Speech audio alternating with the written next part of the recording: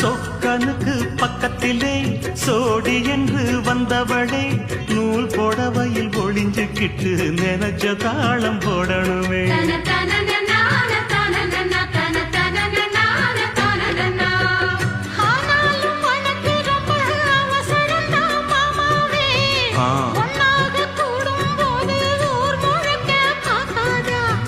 பார்த்தாலும் தவறு இல்ல பனியுறங்கும் ரோசாவே உன்னால சொத்த வச்ச மூக்குலதான் வைக்காதா.